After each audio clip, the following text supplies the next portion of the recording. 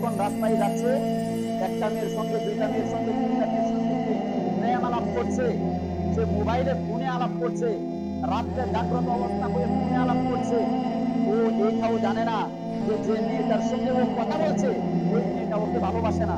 যে মেয়েটার সঙ্গে ও কথা বলছে ওই মেয়েটার সঙ্গে ও কথা বলার কারণে প্রেমে করছে। যে মেয়েটার সঙ্গে ও কথা বলছে ওই মেয়েটার সঙ্গে ও কথা বলার কারণে ও জাহান্নামে যাবে।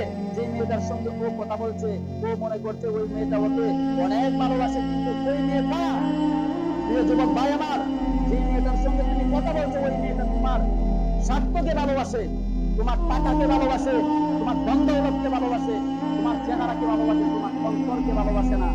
আজকে তুমি গরিব হয়ে যাও, আজকে তুমি কাঙ্গাল হয়ে যাও, আজকে তোমার টাকা না থাকুক, আজকে তোমার ক্ষমতা না থাকুক, কালকে ওই মেয়েটা তোমাকে ছেড়ে চলে যাবে অপর অন্য জামাইয়ের কাছে, ওই মেয়েটা চলে যাবে। প্রিয় যুবক ভাই আমার, আসো আল্লাহর পথে ফিরে আসো। যেই পথের মধ্যে আল্লাহ পাক রব্বুল আলামিন তোমাকে এমন জিনিস দিয়ে দিবে, এমন হালাল পন্থা বাইর করে দিবে, যে হালাল পন্থার কাছে তুমি চলে গেলে জান্নাত পর্যন্ত তোমাকে